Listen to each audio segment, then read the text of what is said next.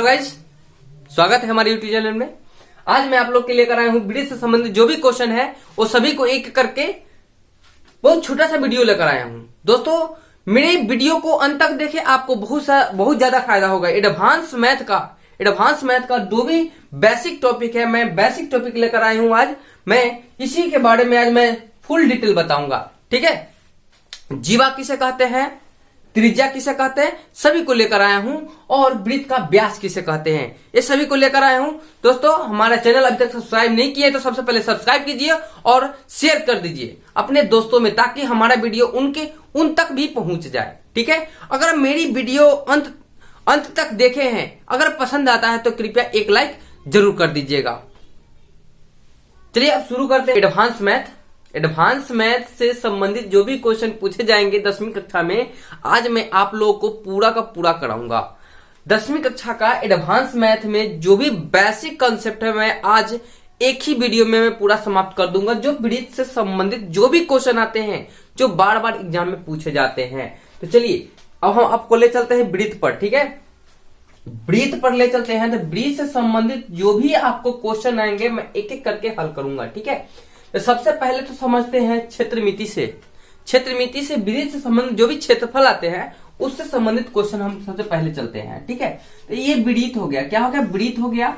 अब वृत्त का ये केंद्र बिंदु मूल ओरिजिन हो जाता है, ओ हो जाता है। ठीक है, यहाँ पर जो बाहरी जो भी घेरा दिखाई दे रहा है, यहां से मान लीजिए ए से चलते हैं और पी से होते हुए बी से होते हुए यहां तक फिर आकर मिल गए, यहां से आकर मिल गए, ये पूरा वृत्त का परिधि कहलाता है। क्या कहलाता है? वृत्त का परिधि कहलाता है। याद रखिएगा, वृत्त का परिधि कहलाता है। ठीक है, इसमें का जो भी इतना दूर का क्षेत्र है, ये पूरा क्षेत्र यहां से पूरा जिसके परिधि के अंदर वाले क्षेत्र को क्षेत्रफल कहते हैं। क्या कहते हैं? क्षेत्रफल कहते हैं। ठीक है, तो वृत्त का दो चीज इसमें सामने आता है। ठीक है, वृत्त का परिधि और वृत्त का क्षेत्रफल। याद रखिए, वृत्त का क्षेत्रफल। ठीक है, तो वृत्त का क्षेत्रफल और परिधि जानने के लिए सबसे पहले हमको किसका जरूरत होगा? तो देखिए, यहाँ ये इसका केंद्र बिंदु है। ठीक है, केंद्र बिंदु से परिधि तक के दूरी को त्रिज्या कहते हैं। क्या कहते हैं इसको? त्रिज्या कहते हैं। याद रखिएगा, क्या कहते हैं? त्रिज्या कहते हैं। ठीक है ना? हाँ, तो त्रिज्या कहते हैं। जब यही ये तो आर हो गया। ठीक है, इतना ही आर त्रिज्या को हम एक सरल रेखा में बढ़ा देंगे बी तक। एक सरल रेखा जो हो जाएगी, ये हो जाएगी ए भी त्रिज्या हो जाएगी। ठीक है, ए भी आर कितना? 2r। ठीक है, दो त्रिज्या हो गया इसमें, ए बी बराबर 2r। ए बी को क्या कहेंगे? जो केंद्र से होकर जाएगी, एक सरल रेखा जो वृत्त के केंद्र से होकर जाती है, उसे क्या कहते हैं? तो वृत्त का व्यास कहते हैं। क्या कहते हैं? व्यास कहते हैं। याद रखिएगा, व्यास यानी डी बराबर, व्यास को डायमीटर कहते हैं, डी बराबर 2r होता है। डी बराबर 2r होता है। या r का मान अगर पूछा जाए तो d/2 व्यास के आधा होता है। इसको याद रखिएगा। ठीक है, तो वृत्त का परिधि हो जाएगा 2 पाई r। ठीक है, इसमें पाई का मान आपको रखने के लिए कहा जाए तो 22/7 ही रखिएगा। ठीक है, जब तक अन्यथा नहीं कहा जाता है। ठीक है, तो पाई का मान 3.14 भी रखना होता है। दोस्तों, आज मैं बहुत छोटा सा वीडियो लेकर आया हूं। छोटा सा वीडियो में मैं जो भी वृत्त से संबंधित जो भी क्वेश्चन आपको क्षेत्रमिति में पूछे जाएंगे, वो सभी क्वेश्चन इसमें रहेंगे। ठीक है, तो वृत्त का परिधि 2πr और वृत्त का क्षेत्रफल πr²। ये तो आप लोग सभी जानते होंगे। ठीक है, ये सभी जानते होंगे, फिर भी मैं बता रहा हूं जो भी नहीं जानते उसके लिए। ठीक है, आपको अब ले चलते हैं इसमें इसके आंतरिक भाग पर, जो क्षेत्रफल पूछे जाते हैं, किस टाइप के क्वेश्चन पूछे जाएंगे उस पर ले चलते हैं। ठीक है, चलिए आपको ले चलते हैं फिर यहां जहां हम आप लोगों को लाना चाहते थे। यहां है, आ गए हैं। ये आपका वृत्त हो गया। चित्र वही है, बात सिर्फ नया रखेंगे। चित्र वही रहेगा और बात को हम नया रखेंगे। कैसे?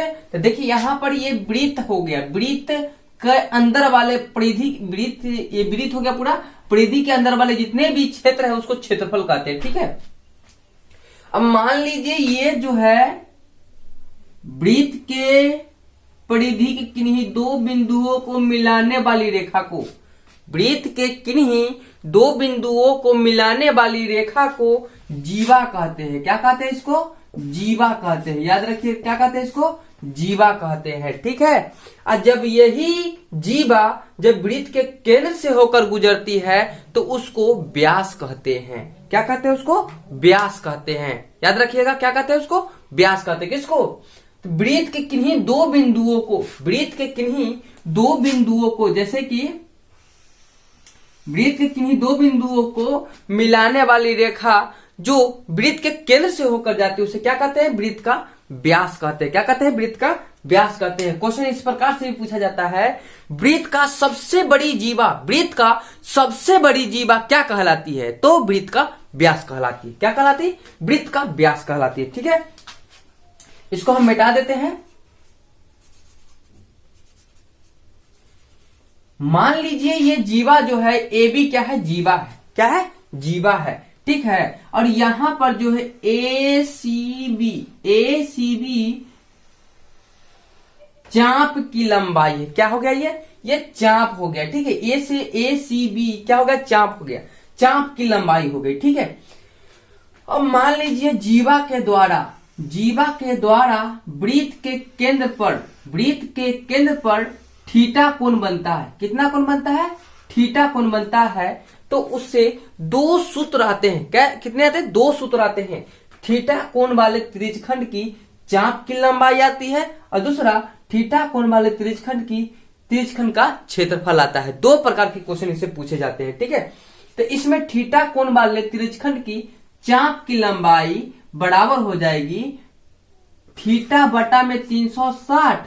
ठीक है, थीटा बटा में 360 और वृत्त का परिधि क्या होता है? 2 पाई आर, तो वही मान होगा इसका। थीटा बटा 360 2 पाई आर हो जाएगा। ठीक है, आर इसका त्रिज्या हो जाएगा। ये जो है ओ बी और ओ ए, ये आर हो जाएगी। ठीक है, अगर थीटा कोण वाले त्रिज्यखंड की क्षेत्रफल पूछा जाएगा तो थीटा बटा 360 पाई आर स्क्वायर, यानी वृत्त का क्षेत्रफल। ठीक है, चाप की लंबाई पूछेगा तो परिधि वाला सूत्र लगेगा और क्षेत्रफल पूछेगा तो वृत्त का क्षेत्रफल वाला फॉर्मूला लगेगा। ठीक है, अब मैं फिर मिलूंगा अगले पार्ट में इसका, जब इससे संबंधित जो भी क्वेश्चन होंगे क्वेश्चन लेकर आएंगे तब। ठीक है, धन्यवाद।